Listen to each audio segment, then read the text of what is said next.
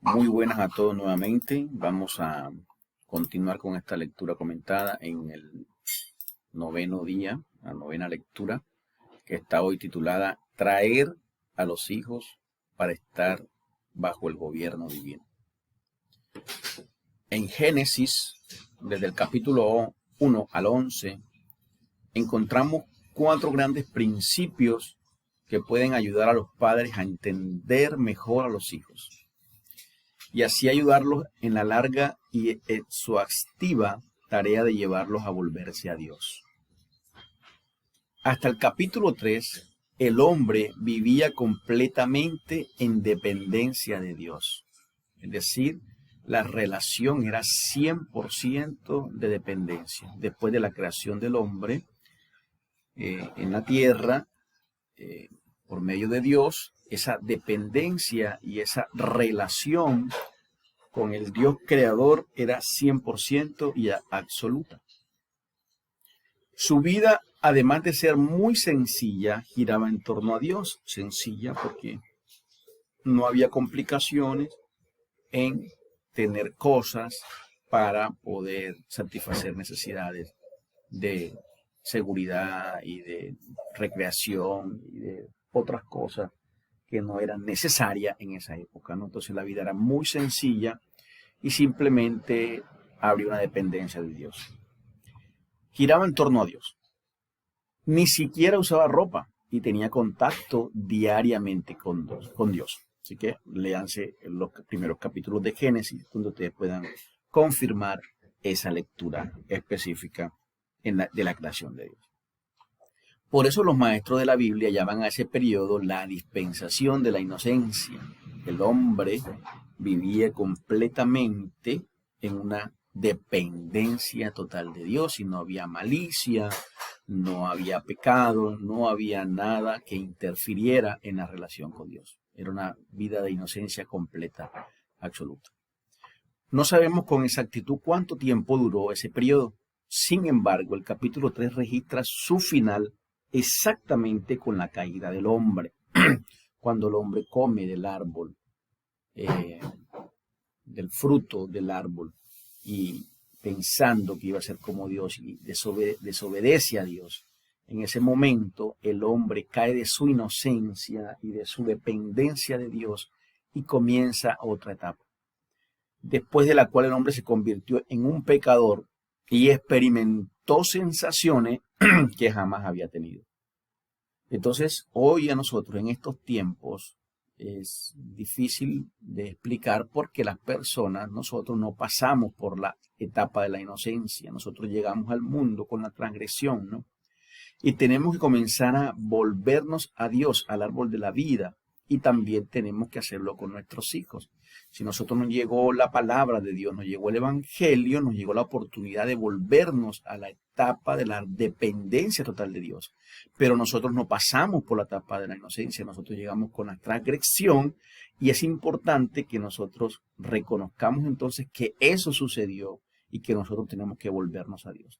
Pero en esa época el hombre pecador que había sido Adán y Eva, experimentaron sensaciones que no habían tenido, ¿no? La percepción de la desnudez enseguida, de la vergüenza y del miedo, lo que resultó en el intento de fuga de la presencia de Dios. Entonces nosotros hoy sentimos miedo, eso lo podemos leer en Génesis 3 del 7 al 11, pero pensamos que eso es algo natural de nosotros, y de hecho es algo que viene impregnado en nosotros.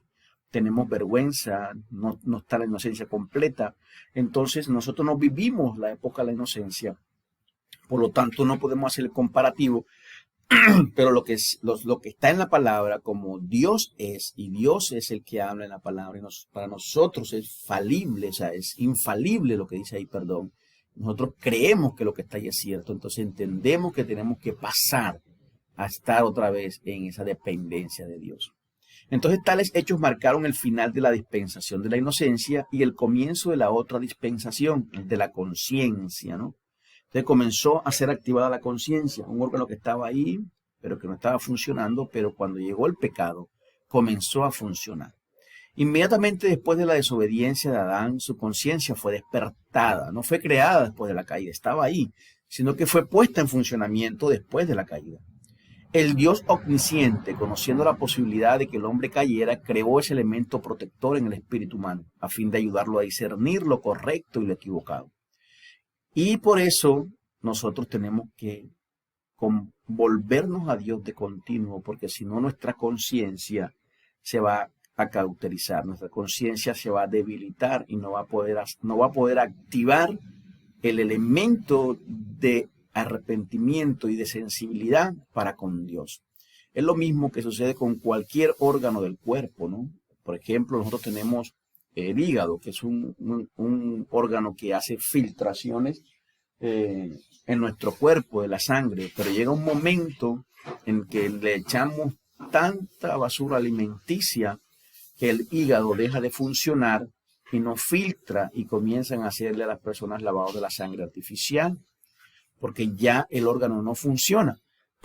Imagínense nosotros los seres humanos con la conciencia cauterizada sin funcionar y que no activen nada de arrepentimiento ni de sensibilidad contra el pecado y una total independencia de Dios y no creer que tenemos dependencia de Dios, no nos vamos a volver a Dios. Solamente el Espíritu de Dios es el que puede seguir activando nuestra conciencia si nosotros mantenemos nuestra relación íntima con Dios, y de esa misma manera nosotros podemos estar entonces llevando a nuestros hijos a que su conciencia permanezca activa por medio del Espíritu de Dios, a que sea saturada por medio de la palabra y por medio del Espíritu, porque si no vamos a estar con una conciencia cauterizada, porque ya la transgresión está en nosotros y está en nuestros hijos.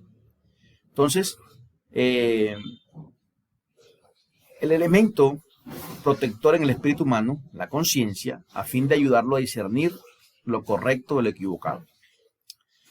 Pero, lamentablemente, poco a poco la conciencia fue siendo cauterizada en virtud de las sucesivas caídas del hombre. Y así pasa hoy en día, ¿no? A medida que nosotros pecamos y mentimos y volvemos a mentir, ya no nos causa nada.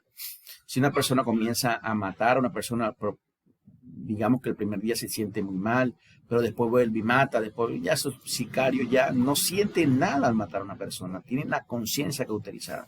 Solamente el Espíritu de Dios puede reactivar la conciencia, ¿ya?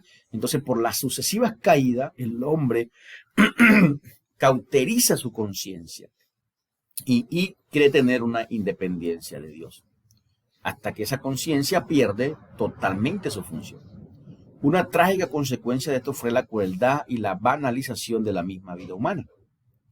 Génesis 4:23. Puesto que el hombre rechazó a Dios y desechó la protección de la conciencia, Él le proveyó otra restricción para ayudarlo a reconocer sus límites. Entonces Dios estableció que el hombre gobernara al propio hombre. Ahí vemos el surgimiento de una nueva dispensación, la del gobierno humano. Entonces comienza a gobernar el mismo hombre sobre el hombre. Ahí vemos nosotros en Génesis capítulo 9, desde el 7 al 10, podemos ver toda esa narración de cómo comienza a haber un gobierno humano. Después de que el patriarca y líder Noé saliera del arca, le correspondió la tarea de regular las relaciones entre los hombres y aplicar la pena capital a aquellos que atentaran contra la vida humana. Ahí lo vemos en Génesis. Entonces, el registro inicial de Génesis nos presenta que con el paso de los años, el hombre se volvía cada vez más sin sentimientos y malignos, al punto de declarar su independencia de Dios en el capítulo 11. Y aquí nosotros en la actualidad, en el mundo que vivimos, vemos una declaración de independencia de Dios. La gente ve la Biblia como un libro normal, un libro escrito por hombre y que tiene errores y todavía no han podido demostrar el primer error de la escritura, pero hoy la gente que no tiene a Cristo, que tiene cauterizada su conciencia, cree que la relación de Dios es algo que no tiene sentido en el mundo de hoy y por lo tanto hay una independencia y por lo tanto hay tantas cosas atroces en el mundo y acciones de la gente que se han desviado de los principios totales de Dios. Y ahí es donde nosotros no podemos permitir que nuestros hijos caigan en esa relación del mundo que hoy tiene independencia de Dios. Y mírate que entonces en el capítulo 11 llega esa independencia total de Dios que construyen la Torre de Babel. Cuando la Torre de Babel fue construida, el nombre de Dios fue sustituido por el del hombre. Este hecho, que ciertamente fue instigado por Satanás, puso al hombre bajo el gobierno de Satanás. O sea, toda la intención de la torre era sustituir el nombre de Dios. Y estaba el gobierno humano dependiendo de Dios. Pero la construcción de la Torre de Babel fue instigado por Satanás para sustituir el nombre de Dios y ser gobernados por Satanás. Entonces la Torre de Babel es una expresión de la independencia de Dios, escarnio y rebelión del hombre para con aquel que lo creó. Esto llevó al hombre lejos de Dios. La historia de la humanidad puede ser resumida de esta manera. El hombre cayó del gobierno de Dios al gobierno de la conciencia. Así, de la inocencia a la conciencia, que era el gobierno de Dios, de la conciencia al gobierno humano y del gobierno humano al gobierno de Satanás. Es en esta última etapa de la humanidad que la humanidad entera se encuentra hoy encuadrada. Y es así. Estamos en el gobierno de Satanás y por lo tanto las naciones son gobernadas por Satanás. No nos damos cuenta, los gobiernos son influenciados por Satanás porque permiten que todo eso se desarrolle en el mundo perverso de hoy. Aunque nuestros hijos, incluso los de edad más tierna, pueden parecer inocentes, de acuerdo con la palabra de Dios, ellos ya nacieron en la maldad. Salmo 51:5, leamos ese pasaje. Por lo tanto son pecadores. Romanos 3:23, por cuanto todos pecaron. Y si desde ahora no buscamos ayudarlos, una alta torre será formada dentro de ellos, invisible, y crecerá hasta que un día proclamen su independencia de Dios. Es decir, si nosotros no formamos Dios dentro de nuestros hijos, inspiramos Dios dentro de nuestros hijos, lo que se va a ir formando es una torre de Babel, una torre de confusión y una torre de independencia de Dios, que va a llegar un momento en que ellos van a decir, no tengo necesidad de Dios, no tengo necesidad de Dios, y se van a hacer independientes de Dios, y van a oír a otros mundos y a otros caminos. Así que es una tarea bastante ardua que tenemos con nuestros hijos, seguirlos encaminando a Cristo y llevándolos a que ellos puedan reconocer la soberanía de nuestro Dios. Dios les bendiga. Chao, chao.